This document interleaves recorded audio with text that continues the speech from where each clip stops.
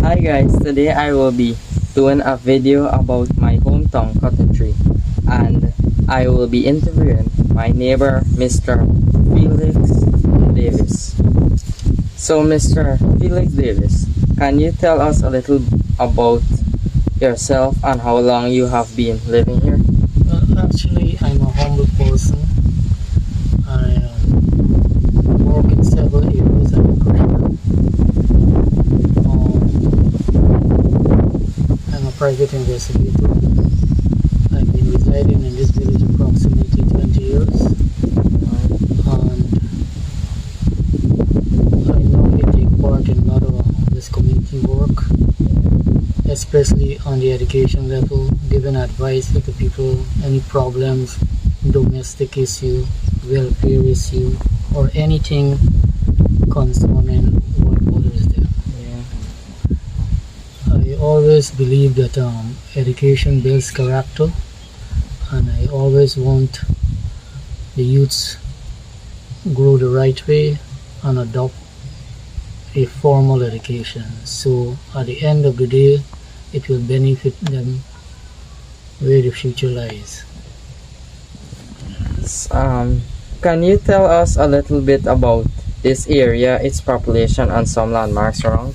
Yes, Cottontree Village was once a Dutch settlement. It was first owned by the Dutch plantation. It is normally a plantation. The first crop used to grow in Cottontree was coffee. Then we had cocoa. Then we had cotton. Then we had tea and rubber. And in those days, the indentured laborers used to toil and so on in the 18th centuries and so on and this and that. And actually, the population during the 18th century was a bit small. Now it's actually roughly about 7,000 households, mainly East Indians. 99% are Indians. And within the religion field, we have the majority, or 70% is actually Hindus, 29% is actually Muslims, and the rest are Christians. Good.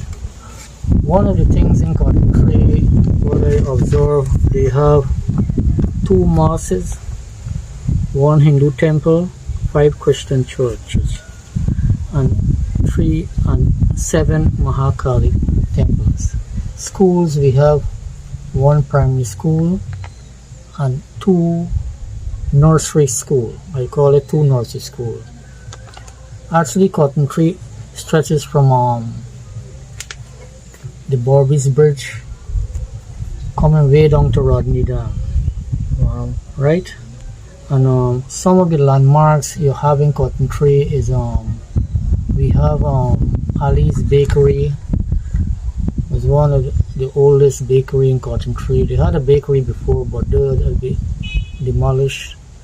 We have the school, Cottontree Primary School, which is quite years ago, well over 60 years ago. And now we have a landmark in front of the school, the Guyana Mop. If you notice, you were there, right? Yeah. They have the Guyana Mop. We have the Balas Nidam Larico Bridge. Yeah. Down there. That's one of the landmarks. It's actually about 43 years or 44 years. Then we have the MMA Canal, which run through from the Edward Coco, coming across within Cottontree there. Yeah. Then we have actually we have the sea dam on the eastern half down there, stretches way down the backlands. And actually that what I know is actually then we have we had an old rice mill. We had two rice mills, one on the western half, Auntie Baby, but I think that was one of the oldest rice mill for years, started at 35 years, and Sean Rice Mill that is closed down. And actually in Cotton Tree we have most of the persons actually they are self-employed. Rice farmers, we have cattle farmers, we have cash crop farmers, we have poultry farmers, we have coconut farmers. Most of them work on the plantation on the backlands and the coconut walk and the rice farm. And we have a few business places like we have two gas stations. One of the oldest gas station is Mr. Nur Khan, deceased, on the western half. That is the oldest gas station. And we have two other gas stations, Danar gas station, which is not functional presently now, and Amin gas station down the corner. We have some business places like we have a doctor within Cotton Tree, Mr. Dr. Box, a U.S. medicine specialist, very good guy. He helped out a lot within the community. We have the regional vice chairman, Mr. Rion Peters, who is actually here for the past 12 years. He have done tremendously well within the community, giving back things to the community. We also have a cricket ground on the northern side. There were a few persons in the past, in the 70s, who donated that plot of land for the youth to play games and school sports and etc. Right? We also have business places like Zalim Hardware store. We have Reddy store. We have Brian store. We have a travel agency for the Mrs. Singh. We have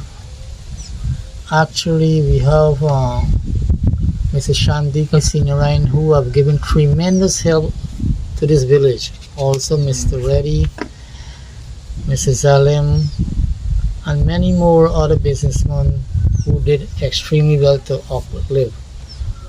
What we find in this village, we have several retired deputy and head teachers in this village, nursery school teachers. We have at least 10% of the persons are working on the sugar estate there. Apart from that, we have the village is actually now on the rise of development with communication, with telephone service, water service, and we have a very important landmark, the water treatment landmark, which is actually there. Actually, I think it's 15 years now or something like that. Give us water, because years ago I was made to understand there weren't water in this village, so the persons who have to travel far in Blaymont to get water and so on and this and that. On and on, we have a barbershop there, Ricky's barbershop, who's right around my area, always is there for everybody and so on and this and that. We have, apart from that, you find alcohol is actually on the rise in this village. Parents actually doesn't want to send their kids at school. That's an area what's bothered me. I try to encourage parents to send their children to school because the education is very good. In the long run, you will regret if you don't have an education. The youths need to be more respectful to the elders. There's a lot of disorderly behavior, domestic issues in the village, and what the world. We have several senior persons, senior citizens just in this village. They try the utmost best to give back to the community. All in all, in the village, sometimes we had a few pretty larceny and so on and this and that, breaking into and so on and this and that. Transportation is an easy access, a few taxi service, wash bay, everything extra. Never mind, the village is sometimes it's be peaceful, sometimes and so on.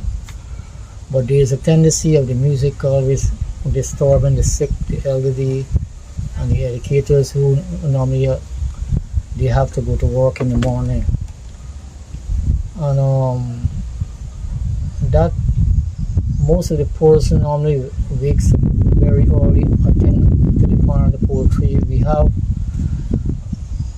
not forgetting, we have a guy, Mr. Faisal Ishmael, who have a radiator workshop, who is very helpful to the community. You always could call on him, he's there to help a helping hand.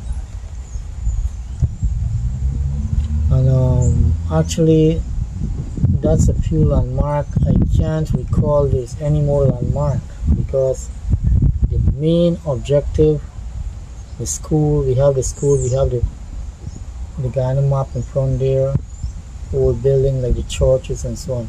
I think the oldest church is the Presbyterian Church, just at the corner of the public road on the eastern half. I think the church is the eastern half. You find 80% of the elders does not want to talk to the youths and so on because the body language is not there. We need more community involvement. Person need to get on board to assist the community with whatever they do, give clinical advice and so on and this and that. And, drainage is a major issue here, just in this community. It's a major issue just in this community. We need a few proper drainages, but anyway, the government is trying their utmost best. I know they will be here. Things will work. Everything can be worked, but we need community involvement is top on the priority. I would like to thank Mr. Davis for his time. So guys, I will be showing you some places he spoke about in my next video. Do look out for part 2. Thank you for watching. Please subscribe for more videos.